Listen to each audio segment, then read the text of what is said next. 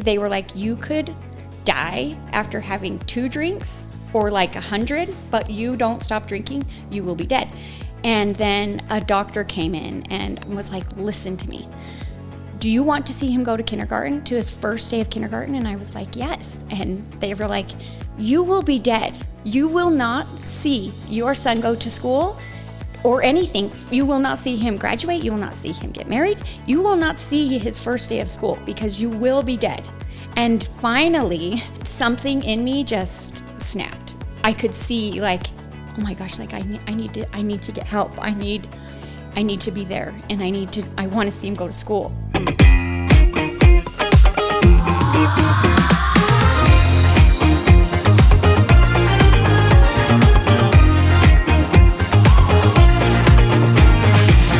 Welcome to Be Your Own Hype Girl, the podcast where we keep it real, dive into hot topics, and have meaningful conversations with guests from all walks of life. Over the last decade, through our high fitness, we've inspired millions to live their best lives and fall in love with their perfectly imperfect selves.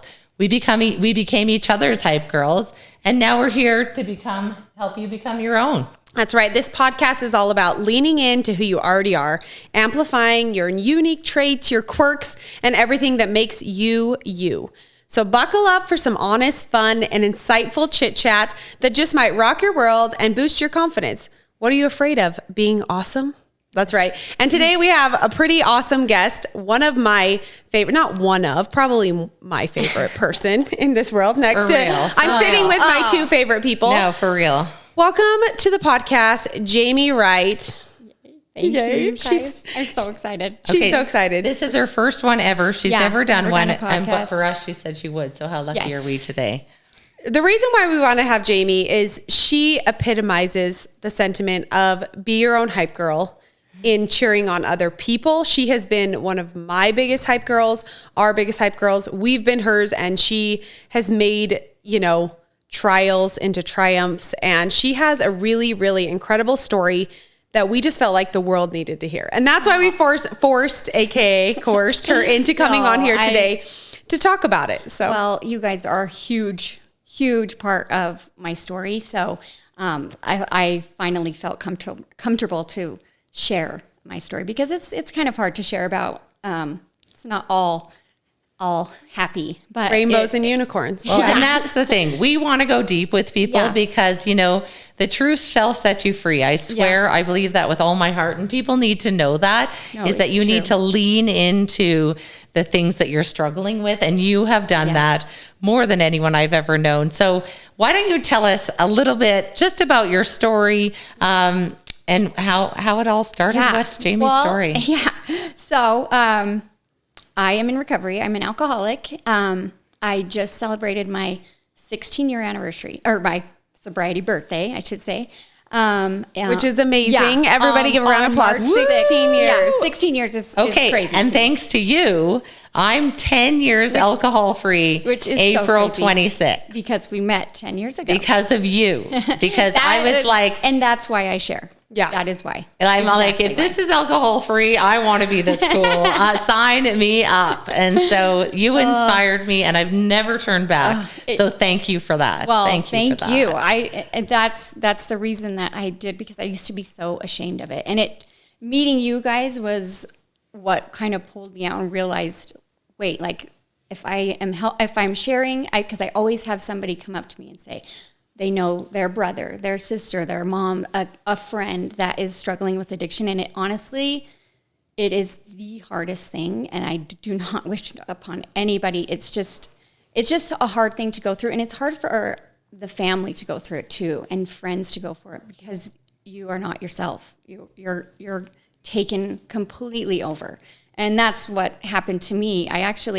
I didn't start drinking until my junior year of high school, and it was immediate for me. Like, I went to my first keg party, and I was like, and everyone was just, it's peer pressure. It's high school. And before that, I was homecoming queen, cheerleader, senator, everything. And it was so dramatic that my senior year, I went from homecoming queen to voted most likely to never regain consciousness after high school. And that was actually a title back then when they could actually. They probably don't do that anymore. I'm sure anymore. But that's what I was voted for, because I was just went straight into just a party girl. And I mean, during the day parties, it was terrible. Like I remember the day after I first drank, and I woke up with a bunch of my friends, and they were like, that was the worst night of my life. Like, I feel like crap. I never want to drink again. And my head was, where can I get some more alcohol? Like, that's how fast it went. And that's what scares me so bad, is because it is really one choice. And it doesn't happen that way with everyone, in that you don't know if it will or not. And that's what's so terrifying about it. And with alcohol, like, it was fun at the beginning. Like, I was like, yes, let's party. It was party central. It was great.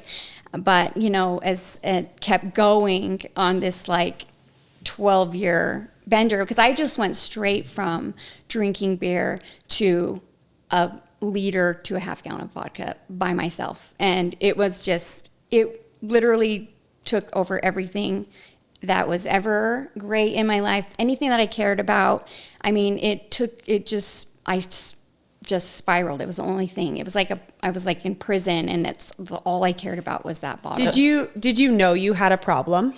I didn't want to admit it for a really long. I mean, it took, when people say like you hit rock bottom, like it took me. I was at rock bottom for a good few years there before it just clicked.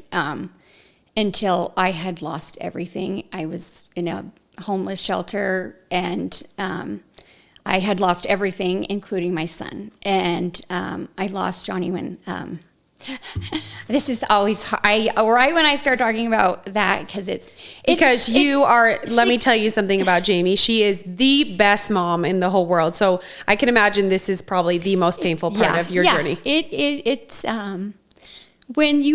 that's how powerful addiction is, though. Mm-hmm. When you can see this little baby and, still choose to drink and ruin it, like, it's a hard thing, even 16 years later. It's something that is constantly.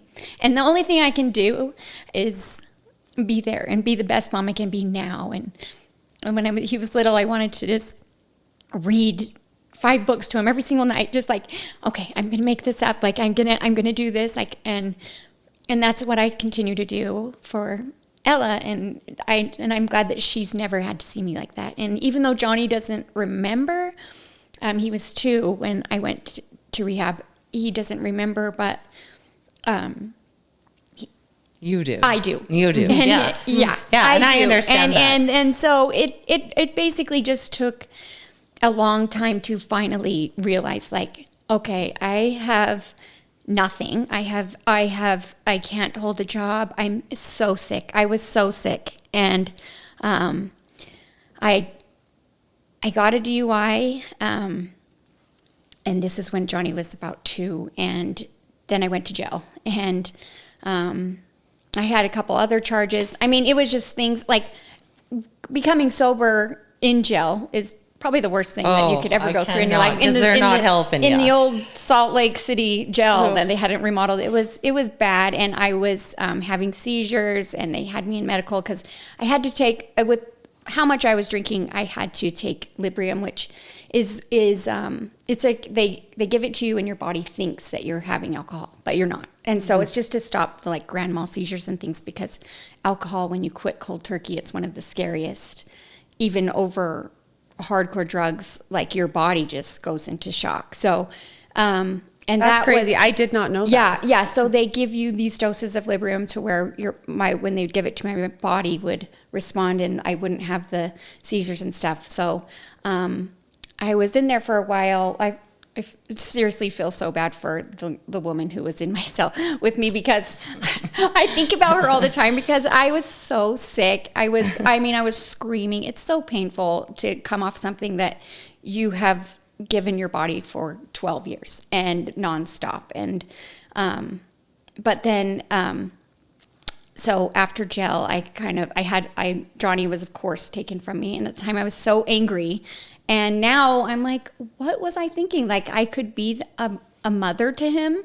So I remember I was just so angry at my family and at his dad. And now I'm grateful for them that they were there. And they were like, hey, you need to get yourself together. You cannot be his mom, which I'm grateful for, but it was hard. Oh, that is intense. Yeah. Friend, Yeah. that is so intense. Yeah. One thing I will have to say is any addiction issues or people that I've met with addiction, it's 99% of the time the most beautiful souls that just kind of get stuck in this situation and spiral out of control. And so I just find it so fascinating that through this, you found the strength to get sober. So it was obviously your son had a huge part of it. So after jail, I kind of was like, I was just basically on the streets, just finding like wherever I could get alcohol, like drinking it by the dumpster and the parking lot of the liquor store. It was terrible because at this point I had given up. I was like, I might as well just drink myself to death at this point because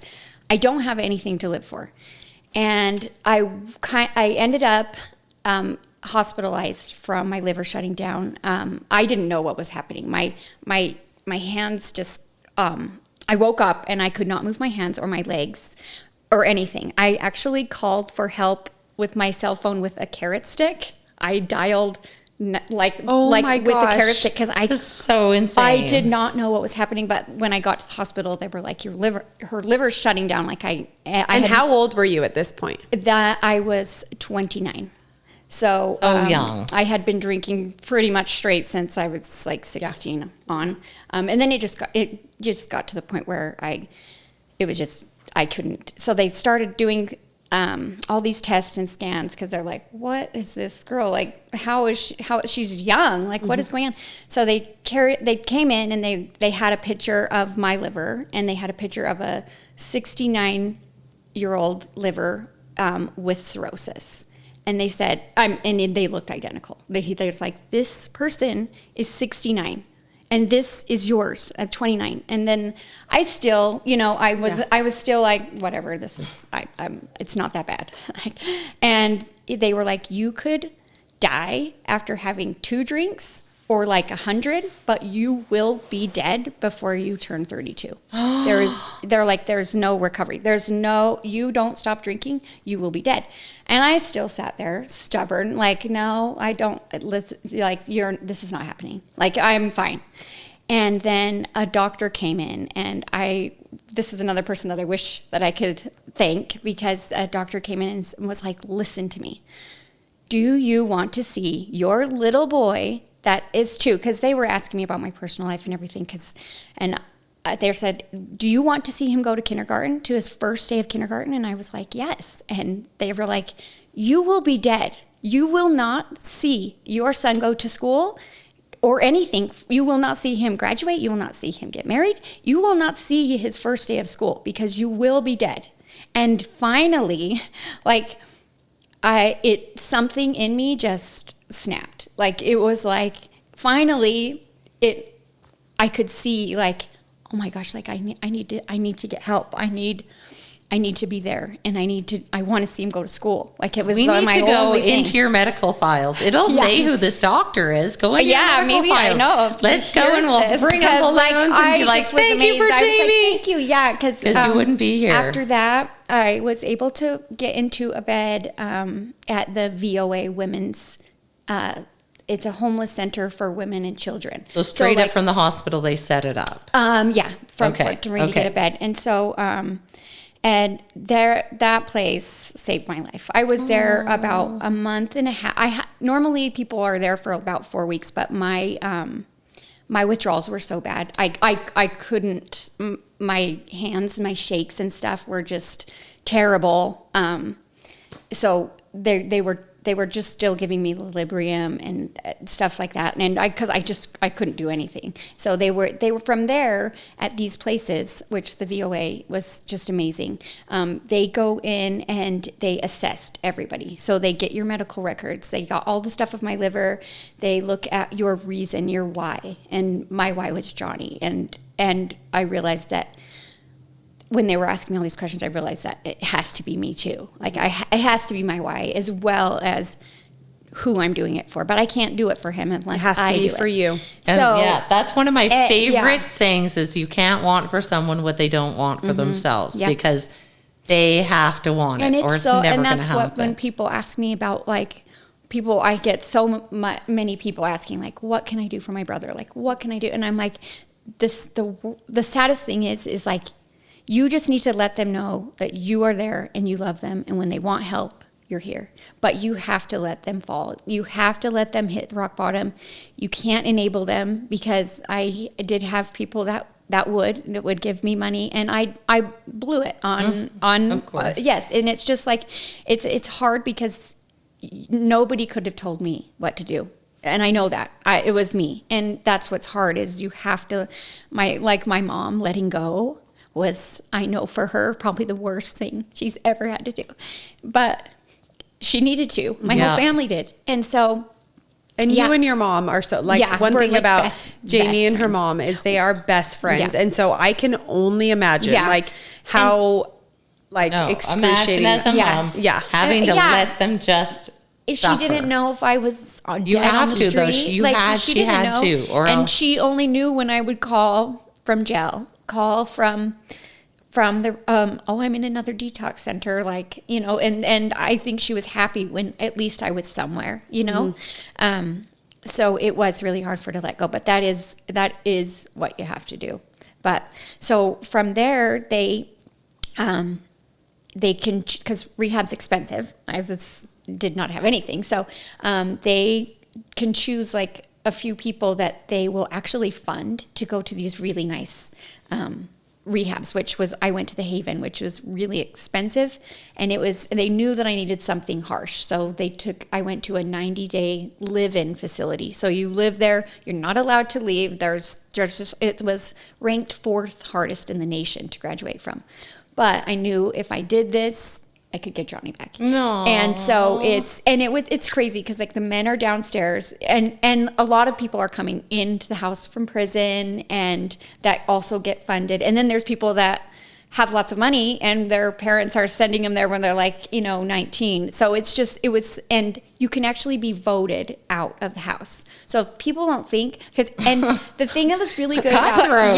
no, it was. Love Island, all right. Yes, it really was. It was so intense because you had to be real. You had to be raw because you're in there with all addicts and alcoholics. So they're all calling you out. Like they know. Yeah, you know. And I mean, and that was part of that why it was so successful for me is because it was all group therapy. So you don't have like the one-on-one thing. You telling your story and you are telling it to a group of people that are just ready to like be like, no. Yeah, they'll call you out. Oh yeah. And they're like, you're playing the victim and you're doing this. And then you could actually call the house and do a vote if you didn't think that they were working on their recovery, which is so then it's like and for people that like come from prison, like they get kicked out, they go back to prison. So like it was crazy. There was so many. But another good thing that they did is I didn't know life without alcohol because I had done it for so long. So what they do is like we went to Lake Powell, we went to Moab. They take you on these trips and show you, because I was like, what are we going to do in Moab without alcohol and drugs? Like, that's boring. Like, because I didn't know any different. That was so, I did everything with that. So they take you and show you, like, they made us go to concerts and dance sober, which we were all downtown, and it is just the most anxiety. And like now I think of it, like it's like so fun to me. It doesn't even, but back then I was like, I'm going to a concert without, like, I'm sober. I remember I did when I first stopped drinking with your inspiration, and you're like, wow, this is fun. Like, I remember what songs they played. Like you actually memory, like you feel lived good it. the next day. Like, when you're like just like wow, and not watching and just partying your face off. Isn't it crazy? It is magical. It is the world through just like clear lens. And like with like my, I love to go on cruises and stuff, and I love to travel. But before when I would go, I didn't even remember. I'm Yeah. like, I don't even know what island. Oh, we went because to. it's like I was unlimited. like, You're like, and let's I go. was like, and I didn't even remember where I had been. I was like, did I go there?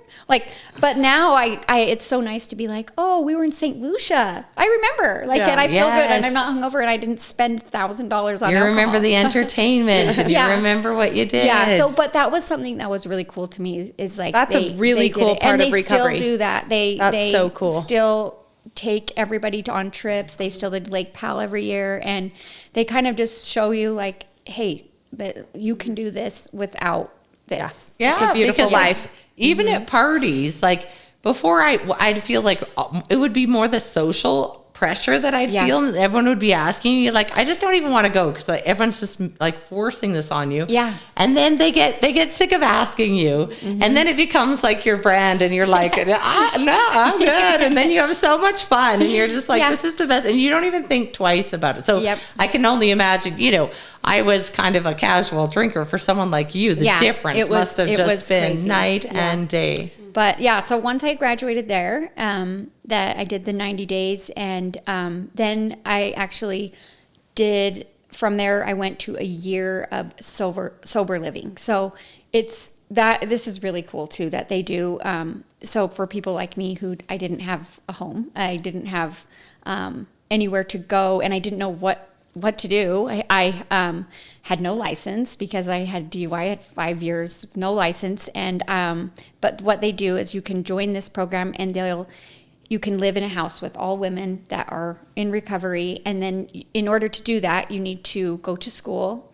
And so I got enrolled at Salt Lake Community, and you need to hold a job, which I got a job at Sinclair because I had to have walking distance. Yeah. So it was like on South Temple. And so I was like, well, I'll go across the street, which actually was the hardest job I've ever had in my life. Really? Well, you don't realize, but like, there's like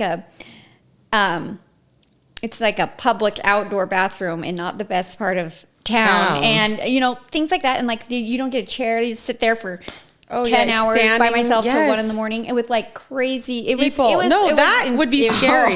It was scary. And so like on maybe South you should have Temple, started like at downtown. like a cupcake shop. Yeah, I didn't have a car. I had like this option. I'm like, well, I guess I'm doing the But bathrooms. you know what? I guess I'm going You to did put a it. leaf blower backpack on. Yeah. So, but yeah, I did that, and I went back to school, which I actually loved going back to school. Like, and they like, because it's just different. Everything was like different. My view of life, like I was like, I actually love learning. Like, this is just weird. So I did school, and you had to do a year of counseling and a year of the sober living, which was so good because you could work up to save money to get rent when you did go. You got some furniture, things like that. And I also met Colby, my husband now, in our rehab center. So he was actually in there 1 week after me. So we went through the house together, graduated, and then he went to a sober living as well. And then a year after we started dating. So then we moved out to Bountiful. Mm-hmm. And so Here you are. Yeah. And then, Here you are. yeah. That's where you found High Fitness. And that's where I found you guys. Yeah. So tell us Yeah. more about that. I was So, gonna say yeah. this is a point. Well, yeah. So how many years? So you started I coming to my was- classes pre-High Fitness. We actually Yeah. knew each other pre-High Fitness. Yeah. But, Yeah. That's Zumba. so Yeah, sweet. it's been- Skills. That's so funny. Yeah, so So she that was- was probably like, because Ella was like I was probably like 2 years, maybe 2 years sober, maybe a little bit more. yeah, maybe a little bit. Yeah. Yeah. And so we had the little condo on Main Street out here in Bountiful, which was so crazy to have. We had like it was so tiny. It was just 2 bedrooms, and which it's so funny because the kids now, they still are like, remember how fun our condo was? Mm-hmm. And now it's just funny to like think back to those days. But you were so grateful. You were so grateful that you yes, had something. Yes, of your and own. I was. And I was I was a stay-at-home mom, and Ella was little. Ella was like 2, and my mom, I was just kind of going stir crazy. I didn't even have a car. I didn't have a license. I didn't have anything. My mom was like, you need to like find a hobby, or like, let's get out and move your body. And I was like, Mom, like, and so she found a Zumba class, and she took me to it. And I was like, Mom, because I'm I'm not a dancer. I'm not. But I liked it. I liked the music. I liked being away from the house. And, but I also didn't have a car, so I couldn't go back to that class. And then I looked at like the Bountiful schedule and the bus. I lived on Main Street. Skills Fitness, where Em teaches, is on Main Street. So I was like, well, there's this class that I can take the bus right to. And I was embarrassed to drive the bus. I was so embarrassed. So I was like, I cannot believe this. So I would take the bus and then I'd come early so that I could run across the street and run through the Skills parking lot before people would like come out of their normal cars. And I was so scared, really, the first time. And it's so crazy because I had no idea she rode a bus. Like, I mean, I knew you for years. I mean, I didn't even know that story till like a couple years ago. But there were so many years that you came to my classes that I didn't even know. You know? Well, and think about it though. Who cares how you got there? Yeah, You got there. nobody cared. So And now I think you. back of it, I'm like, why was I This so is embarrassed? amazing. Yeah, Yeah. and so then I was just kind of, I was a back row girl because I just liked getting to move and listen to music. And then, so I loved the class and I loved Emily and I loved everyone, but I didn't really talk to anyone. Like I was like, I'm here, but that's about it. But then Em was like, one class, she said, I'm going to try something a little bit different. I'm going to introduce. And I was like, what? And she started doing high. And I immediately was like, it was like that first drink. Like, I don't want to like compare like alcohol to it, but like, it was that same. I don't even have a feeling like except for that. That's how I take that as the biggest compliment ever. It clicked in my brain instantly. Like I was like, wait, she's just doing 4 moves, and then she's like repeating it, like it's going with the music. And for my druggy alcohol brain, I was like, I can follow this. Like I can do this. Like it was moves that I loved. It wasn't like the fancy hips and things that I could not do. So I just felt like there was I was like, this is for me. Like I love it. And I started I was hooked instantly. And so then I started moving up rows each time. I was like, until I was seriously poor Emily. I was right next to her. Not what poor Emily. Biggest Lucky dream of my Emily. life. We've been attached at the hip ever since. Yeah. Honestly, so Jami was in our very first instructor training, which those 16 ladies that took a chance on us, we just celebrated 10 years and we brought them all up because honestly, it was literally the most amazing thing when those people signed up for the training and were a part of that. It meant the world to us.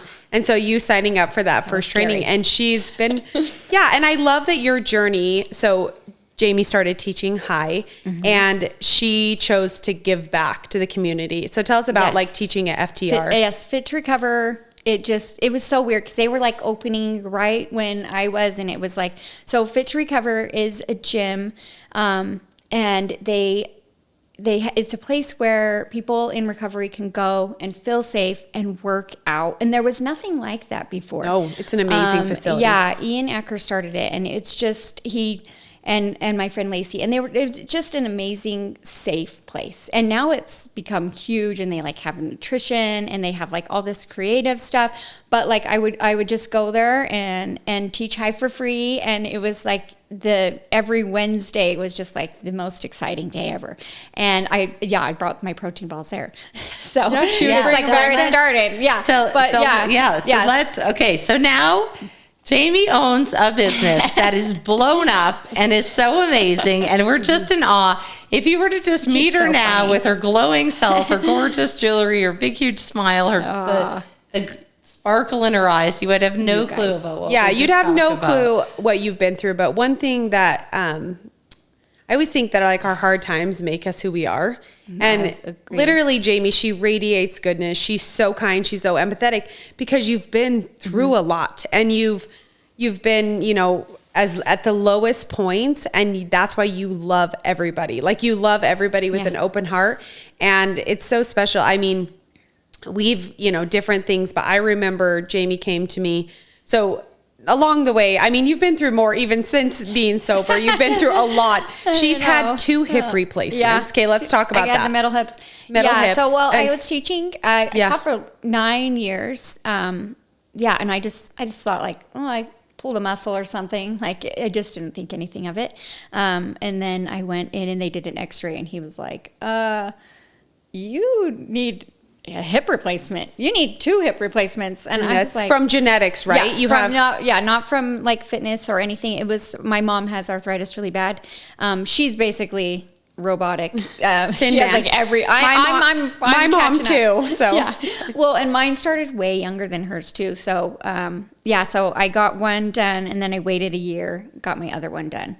And so it was a big change because my whole life, like, I mean, not my whole life, but high fitness and me teaching was just a huge part. It was just what I did. And I loved it so much. And so for me to kind of have to step back was a big, big change. But I love, I love that now you just make work what you can with what you have. And she still comes and does things. We make her teach occasionally, and she still comes. And I love high-low. Modifies. Yeah. But thank goodness for high-low. High-low tone. And I love coming to like live too, that the high fitness, there's nothing like it either. Like, I love the high-low, but I love when everybody's getting down and doing burpees, and I'm like squatting above her. Yeah. I'm like, get down. And that's what's, honestly, we always try to say that. We're like, there really is a place for everyone, because you can't do everything, but you want to feed off that energy. Burpees and tucks are gone, but like me being surrounded by somebody that is doing a tuck right next to me, and it almost makes me feel like, yeah, I'm doing, like, I'm just punching, but like, I feel like, oh my gosh, that was the best workout of my life, because it's the energy. And that's what high fitness, that's why it's so great, is it's like an energy I'm getting goosebumps because I'm like feeling it, because there's nothing like it. There really isn't. It's authentic inspiration. Like, so people are being their authentic selves, living their best lives. And it just is, it's inspirational. Yeah, it really is. It's like a high. I can still remember, and I have bad memory. You called me up and said, I need to come see you. I need to come bring you something. I need you to see something. I need you to try something. And I was packing up my old house. I remember I was downstairs. Maddie and I were packing up my old house, and you showed up, came downstairs. I'll never forget it. And you had the container with your protein balls with your logo, and of course it's evolved, just like ours is evolved. And you were like, I need you to try this. Do you think people would buy them? How much can I charge? And I'm like, absolutely, charge more. This is amazing. Like, you're going to do this. And she had just like put so much thought and love into it. And here's the thing. People say like, I can make protein balls. I'm like, no, you can't. Not like these. Like, I'm just saying, like, you do it the way you do it. It was weird. It was like 10 years I've been making those, but it was just like a staple. And I didn't realize that. Like, it's the recipe has definitely changed because I wanted better macros and different things, but like it was a staple, and I would bring it to Fit to Recover, and everyone, it was like my high fitness treat. I was like, you guys, there's protein balls, and everyone was just kind of like, oh, okay. But then how it came about, and it was like 2 days before I took him to M, because she was my very first person. I just hit a part of my life where I was like, what am I? Because I always associated myself with like, I'm a mom. I teach high. Like it was just, and then all of a sudden it was like, well, now I have metal hips and I don't know what I'm doing. But it was just really weird because I had a dream. It was like, I don't know. My dad says it's a vision, but I don't know. That sounds a little crazy. I agree with your dad. And I did get on Instagram and say, guys, I had a vision. Yes. Because it was weird. Like I saw my label, the smiley face with the checkers, and it was like I was above myself, and I had my Bosch mixer, I had the containers, like it was just like my whole setup of how it happened.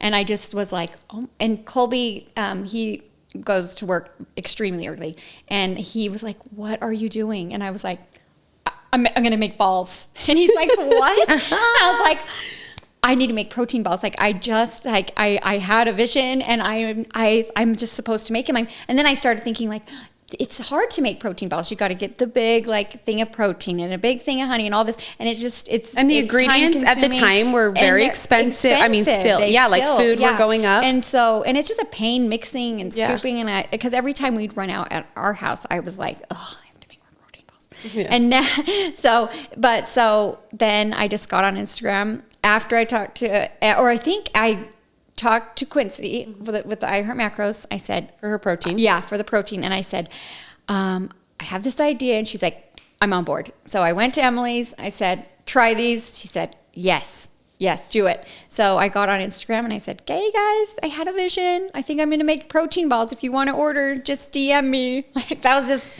and then. Well, and it's very similar to the high, the way that the lightning bolt and the name just came to me. I really feel that when things are meant for you, it all kind of falls into place. But what I love, like we did, that you just did little baby steps. Like sometimes people dive headfirst into these things and think they have to have a storefront and all this stuff within. You just kind of crawl your way out. And I drove in Skills with my cooler in the I had a Walmart cooler. I put it in the back of my trunk in my Honda, and I drove around. We used to sell high merch out of the back of the car. And let me guess, you sold out of the balls like the first day. I just go to Emma's class, and we'd be like, and Emily would be like, "Hey, she's got protein balls," and that's actually how I got the space at Skills Fitness with Kenton, because he thought I was like selling drugs or something out of the back of my car. And he's like, there was like all these women in like cash, and he comes out, and he came out, and he's like, what are you doing in my parking lot? And I was like, oh, he's like, what are you selling? And I was like, oh, they're protein balls. Like, they're good for you. Like, it's not a bad addiction. Like, I promise. Like, and he was like, oh, and he's like, well, this shake place that's been here forever was just an empty space. You're welcome to fix it up and come on in. So it's just weird how things, like, I feel like everything's happened in the Skills Fitness parking lot. Yeah. A lot of things have happened there. Like, it's just weird. And now you have a storefront. And now, we have, well, because we got too big for the house, like, and it was taking over my I felt so bad for my kids and Colby, and like the whole basement was just boxes of protein, and the kitchen just had shelves of honey and oats and chips, and like she didn't have any real food. I didn't cook for a whole year. We had I just used the crock pot every night, or like we ordered, because the stove and the oven was just all containers. That's where we contained. So like, and nobody was allowed to come in the kitchen either. It was all blocked up. Everything was plastic, because I had to be safe. And like, but my poor kids, I just didn't have a kitchen for ever. And I think it's just such a hustle. Like, you have always been so humble and grateful for everything that you've had. And you are the hardest worker. Like when you said, I worked at the Sinclair, I'm like, one thing I've always said about Jami is she's like the hardest worker. She always shows up. And I think just like a little bit ago, we had like a full circle moment. Cause like over the time, like she's come to us and like been crying and being like, I'm so proud of you guys. You know what I mean? Like as we've grown high, and she came to my house, we were filming a class, and I just like was like, I'm so proud of you. Like she recently, she's with Beehive Mills. She's in different stores that do wholesale orders. She just got picked up by the Crust Club, and just huge things happening. And I just started crying, and I'm like, I'm so proud of you. And you have officially become your own hype girl. You have worked so hard, and you deserve all the success. And I just think every person like needs to know you and hear your story, because you're just so beautiful inside and out, and what you've done for others. Like, she's always cheering on other people. She's always other people's hype girl. And so I love seeing so many people support you. And like Amber said, it's not an overnight success. You literally said, hey, does anyone want to order some of these? And then you were like, I guess I need a website, and I guess I'll try to do these out of here. And you're still hustling. And you're still hustling every single that's business. We don't have a clue. Nobody has a clue what they're doing. But I'm watching you guys. That was it's the reason why I think I kept going. And it's the only reason why I decided to go for it, because I watched you guys start the first class and the first training, and then, being at your house all the time. Like, it's just like, I just watched it all unfold, and it was amazing. And you guys just took it on and you killed it. And I was like, they're just like, and so when I feel like that's why I needed your approval to be like, do I do this? Like, it was like, and you're like, go for it. And that's kind of what you did with me when we certified, because I was like, I can't do this. Like, I've never taught a class in my life. This is my first time ever coming to a fitness class.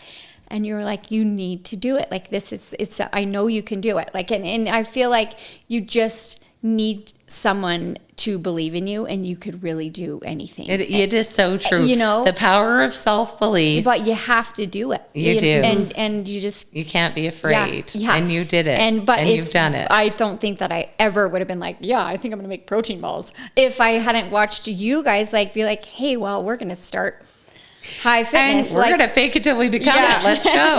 We're still all faking it till we make it. And we're so grateful. And I'm glad.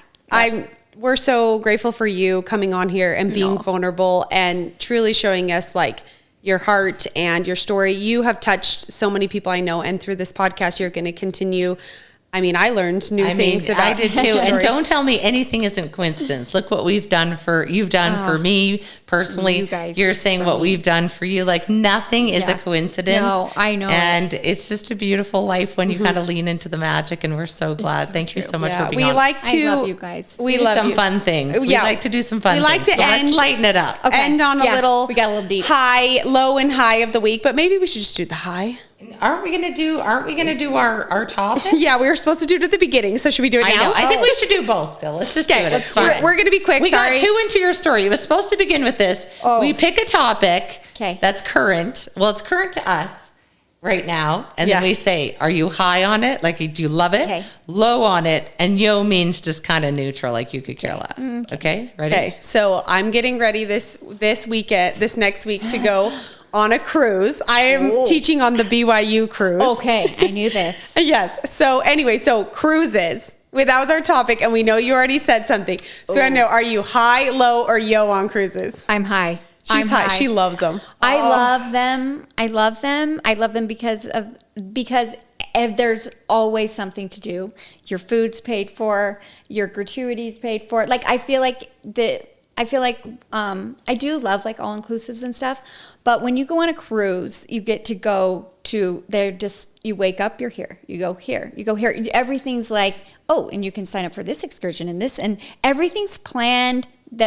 Everything's all you can eat, because with kids, it's so expensive to travel. But when you're like, go eat it in the buffet up at the Lido deck. I always say that I need to go on a cruise with her because she does them right. I think there's a reason why it's a high for her. I think I'm on next will be my 14th cruise. So it's the only thing I spend money on. Okay. If someone offered me a free 10-star cruise right now, I would say no. I would say absolutely not. Amber. Zero chance. I wouldn't sleep. I wouldn't sleep a wink. I would be sitting there just waiting for it to sink, like just in a chair, like panicking. Like, why would we want to sit on a ship in the middle of the ocean? It just sounds, I have too much anxiety. The ship rocks you to sleep. Like you'll never get better sleep. My God. I swear it's like a big baby. You just like, it's the best I'm a big baby. I'm a big baby, and it's a hard low for me. No. And I'm over here and I'm like, yo. Okay. Because I'm kind of like, in the past, I would have chosen like just staying in one place than a cruise. So, but I can see, and like whenever I see her, I'm like, I need to go on a cruise with her. So I'm like, I could be talked into it this way, or I don't know. I'm a little nervous about getting seasick, but that's okay. You can get those like the patches and things. Yeah. Gravel's always good. Oh, you guys don't have gravel. So we're doing a high fitness Cozy Spoonfuls cruise 2027. Yes. I'll be like, this is what we do. We're going here. No, don't do that. And I'll watch it from Instagram. I love it. I also love like in cruise, they do like elegant nights, which I never dress up. I'm never getting dressed up. So I love that you get to like, it's like formal. So you get to bring all this like nice stuff you never get to wear, and you just go to this fancy dinner, and there's lots of fun things. Okay, I'll believe you from afar. But I'll believe you from home. I get it though.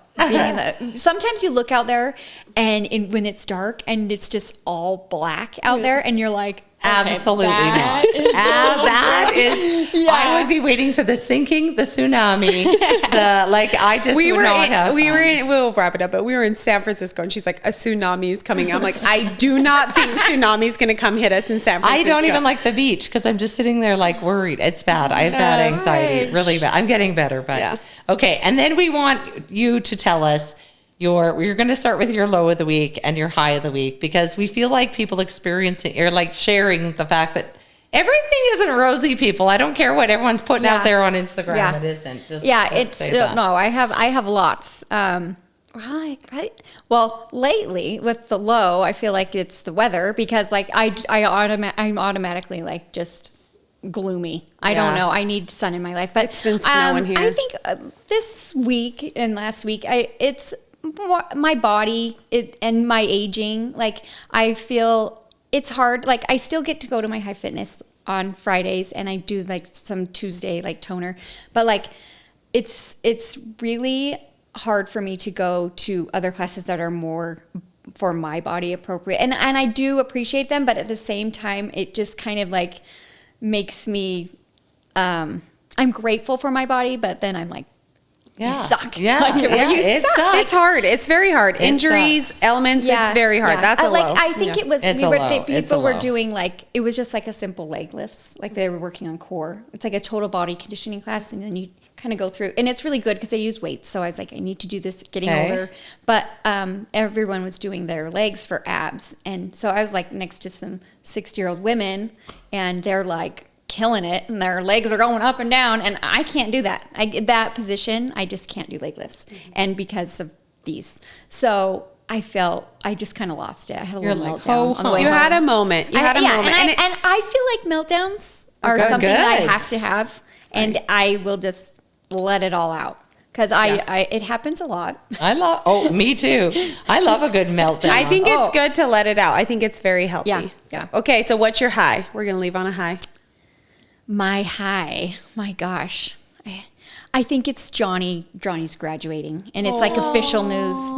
My son, like, and Is that graduating another high thing. school? Like, yeah, Little Johnny he's turned 18. Oh. I know, isn't it crazy? And like, I feel like he is, he was my savior. He's my angel. That like, I never should have even been healthy enough to get pregnant. So like, I feel like I've done so much and everything for him, and to think that I maybe didn't see his first day of kindergarten, and to be here 16 years later with him graduating, and like, it's huge for me. And so when he told me like, cause he doesn't like school.